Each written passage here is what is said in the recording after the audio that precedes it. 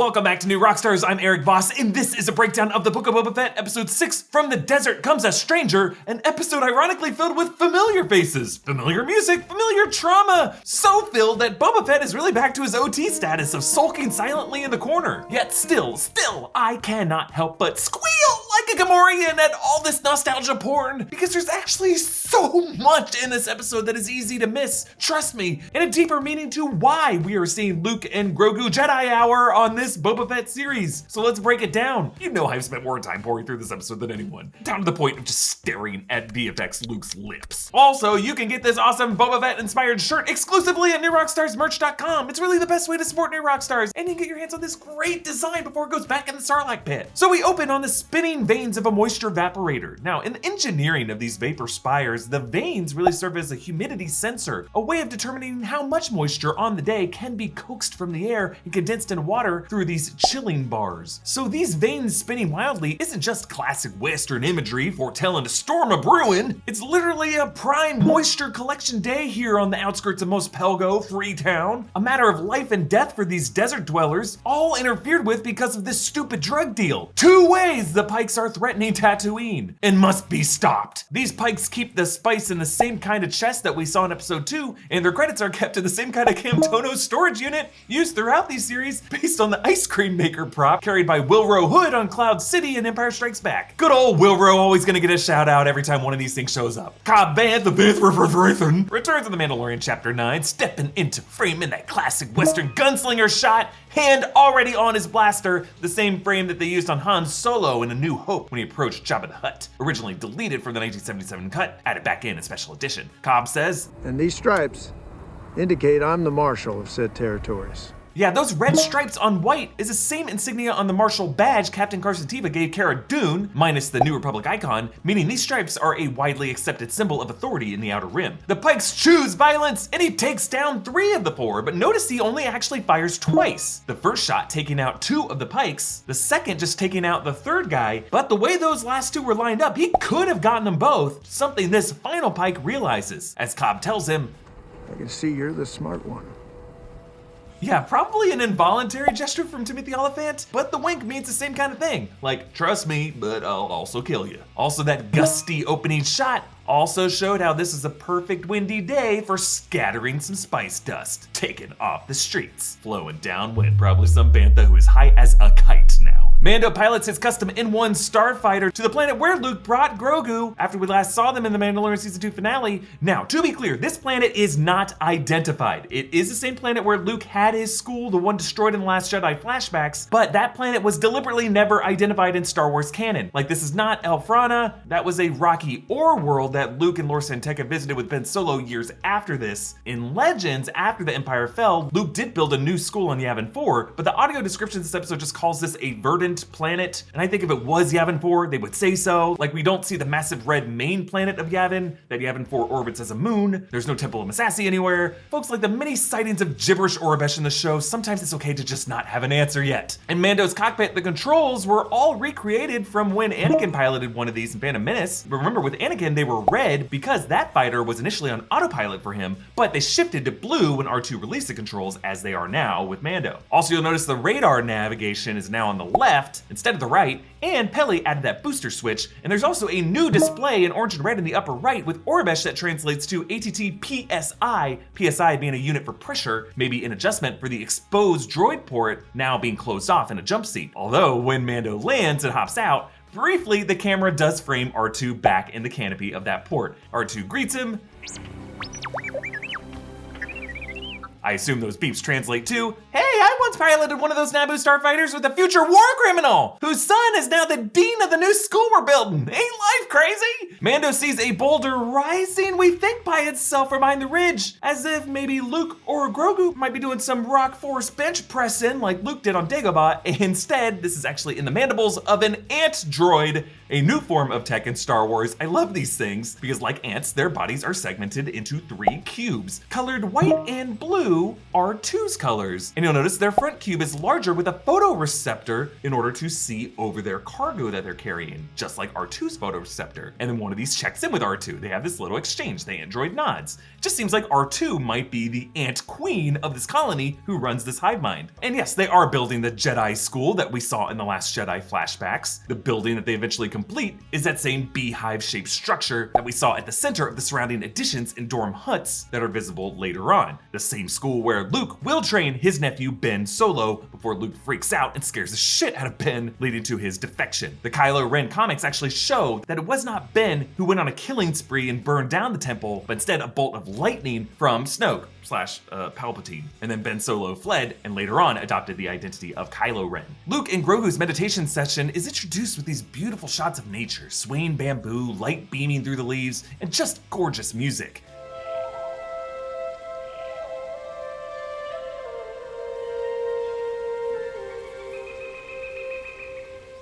The flute is Ludwig Göransson's Grogu theme, the music we heard when we first learned the name of Grogu. Grogu and I can feel each other's thoughts. Grogu? Grogu gets distracted, force lifting a frog into his mouth until Luke catches him. Grogu.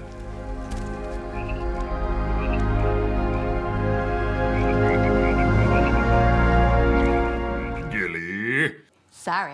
Luke, in a way, mirrors the demonstration Yoda did for him, lifting the entire X-Wing from the swamp water. Now, we gotta say, the VFX on Luke's face is a solid improvement. This time, they put less of his dialogue on screen in close-up, at least at first in the episode. All right, let's go for a walk. Since mouth movement is really the hardest part of this animation. Reportedly, Lucasfilm also hired YouTuber Shamook, who created a much better deepfake of Luke after the Mandalorian Season 2 finale. Mark Hamill returns to voice Luke here, though it sounds like they directed him to deliver his lines in a calmer, more zen state in order to avoid having to animate a lot of facial emotion. This is all just especially impressive when you realize we're really just watching 2 puppets. One practical, one digital. It all feels like a magic trick. Like notice when Grogu goes from sitting to standing to stepping all in the same shot, we see freaking daylight under his body, meaning they must have, I guess, keyed out the puppeteer or used VFX to do this. The fact that we can't tell and just assume Grogu is a real living toddler is magic. Luke tells Grogu about Yoda. I love how he force lifts him to keep up. His name was Yoda.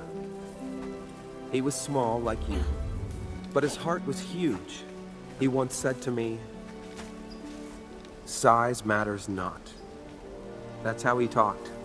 He would speak in riddles. Yes, you can hear John Williams' Yoda theme in there, which always brings tears to my eyes. Size matters not is the first time we see this Luke in this episode speak in close-up. And yeah, it is pretty hard to animate the impact of the S and the T consonants, which sit at the front of the mouth, especially using your lips and your teeth. However, I gotta say, it's pretty clever of them to delay this close-up until we get to a line that is a specific meaningful callback to the original trilogy, because mentally, all of us viewing this might be focused less on the mouth, instead thinking back to Yoda and Empire in that scene. I can't. It's too big. Size matters not. Look at me. Judge me by my size, do you? Major props to stand-in actor Graham Hamilton, who replaced Max Lloyd-Jones, who actually cameoed last episode as an X-Wing pilot, for doing the physical embodiment of Luke Skywalker here. Hamilton just did a great job capturing Mark Hamill's posture from Return of the Jedi on this "he would speak in riddles" line. Notice his neck is sloped forward. Like he definitely studied the tapes of Hamill on that bridge in Endor. Dave Filoni directed this episode, but it was written by Jon Favreau and Dave Filoni together, and I think they might have written words for Luke with easier consonant sounds to animate, relying specifically on repetition. Like notice in this clip. Have you heard anyone talk like that back home? Do you remember back home? The K sound sits in the back of the mouth, uses less of the front part of the mouth than the lips and the teeth, and then the B and the M really just require the lips to close. So think about it. Back home, a lot easier to animate than a T and an S, which are more complex. So repeating the phrase back home, from our eyes, it's much more lifelike. I really do think they were being strategic about what words they try to have this puppet pronounce. Luke helps Grogu remember the night of Order 66 in the Jedi Temple on Coruscant, which Ahsoka teased for us last season on The Mandalorian. Someone took him from the temple. Then his memory becomes dark. Here, we actually see it from Grogu's point of view, all framed in the cornea of an eye, which initially ripples out from Grogu on the jungle floor and then spreads outward to fill the whole frame, telling us that it is really Luke's eye peering into Grogu's memory. As the memory begins, listen closely.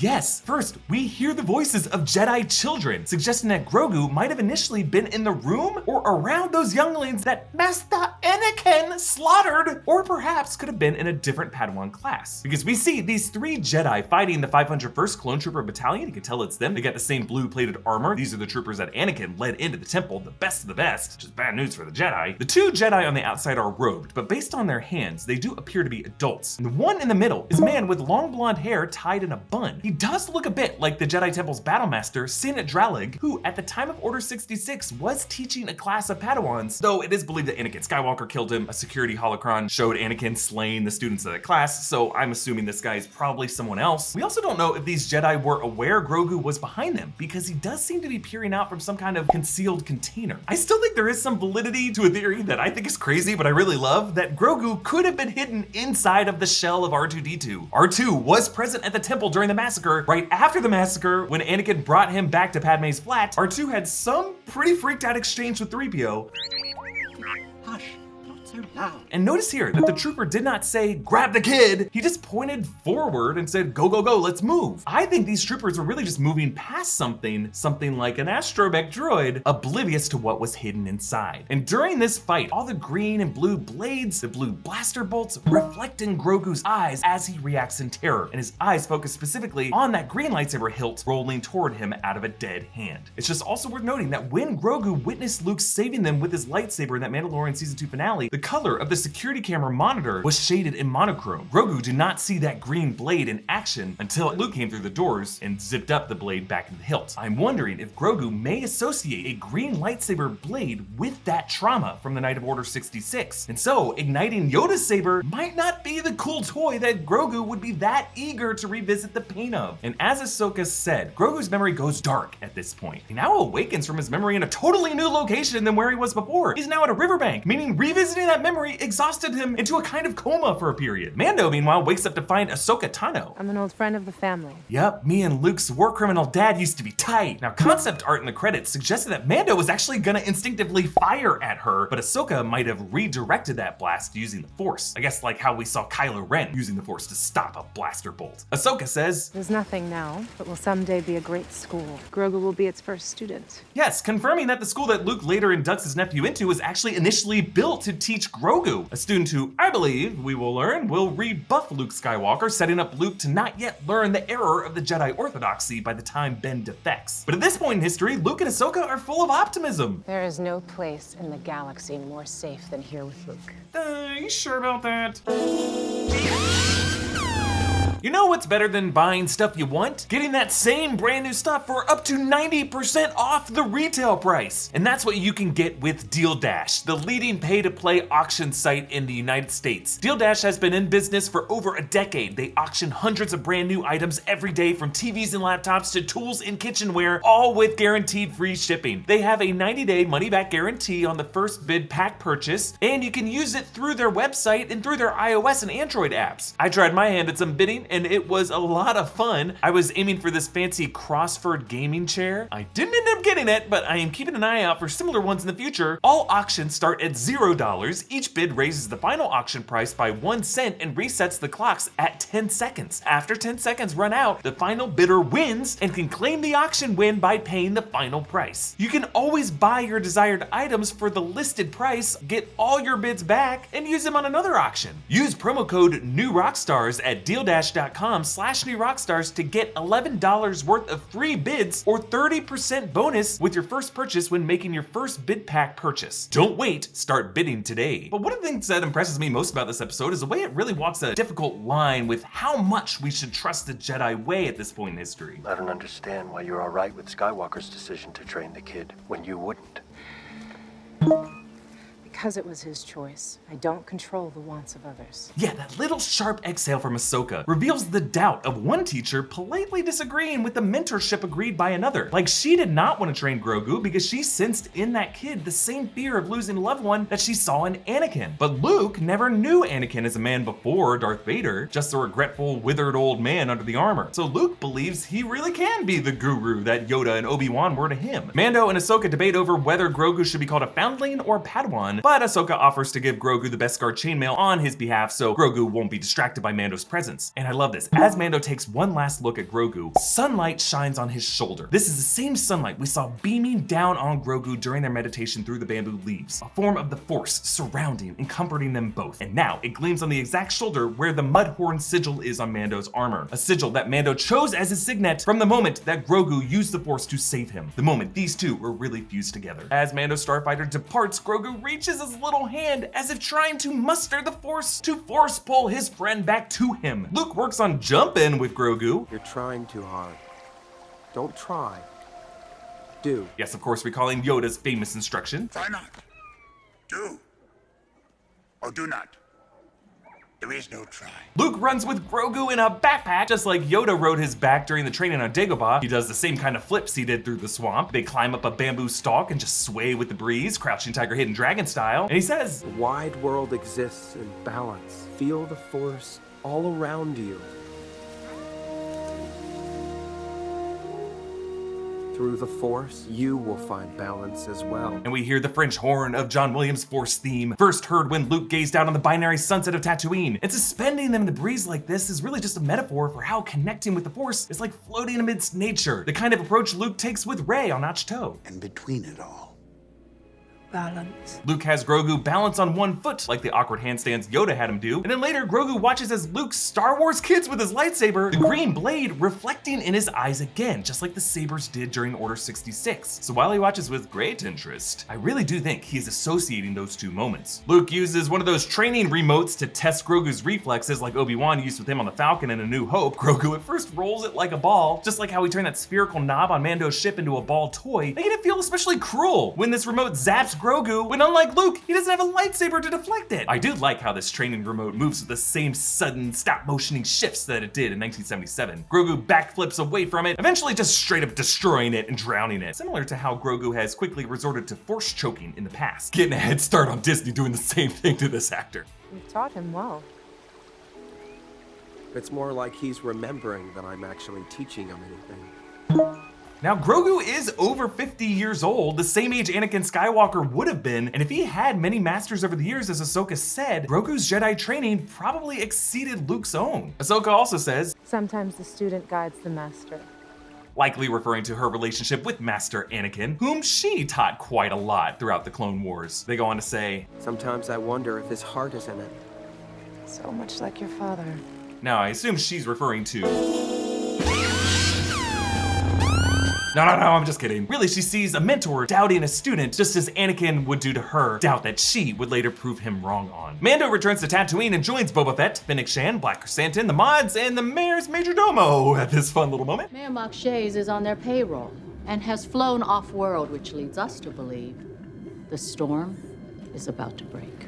It was a scheduled vacation, actually.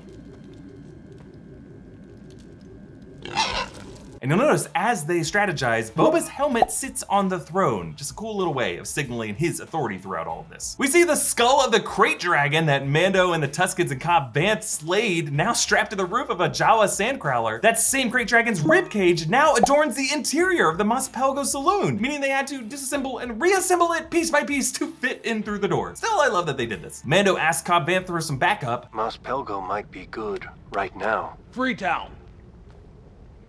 What? It's called Freetown now. We changed the name. Suits us better. That Weequay proprietor is once again played by W. Earl Brown, who co-starred on HBO's Deadwood alongside Timothy Olyphant. The breeze that we saw in that opening image on the Vapor Spire vein returns, hitting a wind chime, signaling Cobb to gaze out on the horizon to see this slender figure approaching. This is just more great Western imagery to introduce this newcomer, teased by the title, From the Desert Comes a Stranger, sauntering into view like David Carradine. This is Cad Bane, a Duros bounty hunter from Clone Wars and Bad Batch, involved in a number of plots like holding senators hostage to free the annoyingly voiced Zero the Hutt.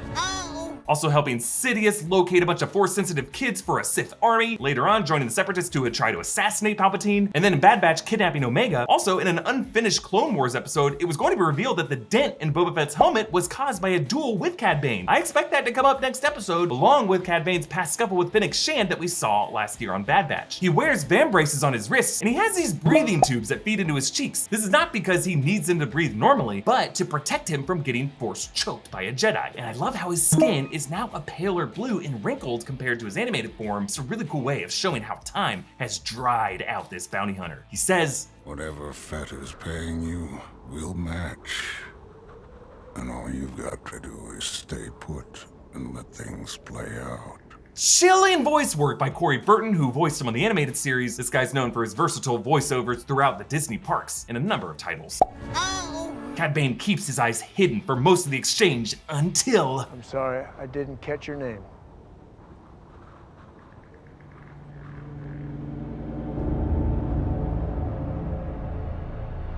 I'd be careful where I was sticking my nose if I were you. These eyes are so effectively alarming to see in live action, signaling this steely, Clint Eastwoody anger that Cobb didn't already know who he was. And he drops that great line about his nose, despite Cad not having a nose. That jumpy deputy Scott is played by J.J. Danshaw, who has actually been Tamara Morrison's stunt double in past episodes. While Cad and Cobb remain frozen in this tense standoff, so well edited, the deputy fidgets and shifts his weight around. This is what causes Cobb to take his eyes off Cad for just a split second as the drawing happens. But since Cad never took his eyes off Cobb, he wins a draw, shooting Cobb in the shoulder, just a flesh wound, but he did shoot him in his shooting arm, a pretty serious injury. The deputy, meanwhile, he ain't got no respect. I love how afterward, Joe takes the fastest glance at the deputy, but still runs over to the marshal. I mean, I get it, it's a triage scenario, but it still reminded me of those nurses going for Mr. Burns instead of Smithers.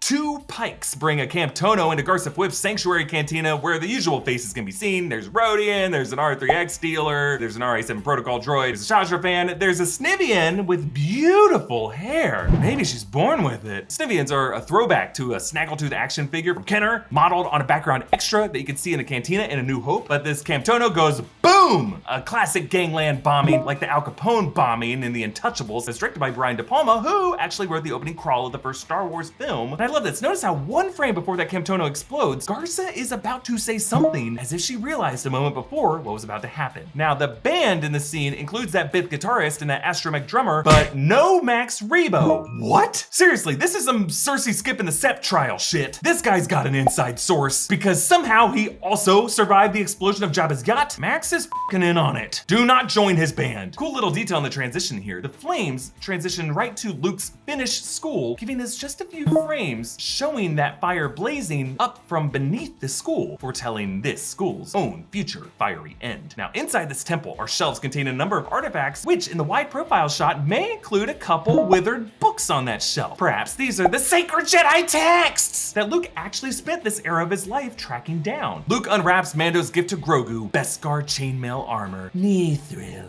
Actually, the framing from Luke's perspective already drapes it over Grogu's body. Fits like a glove. But Luke gives him another option. This is a lightsaber.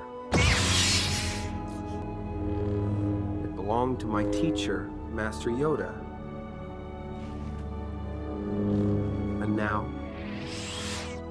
I'm offering it to you. Again, John Williams' Yoda theme returns here.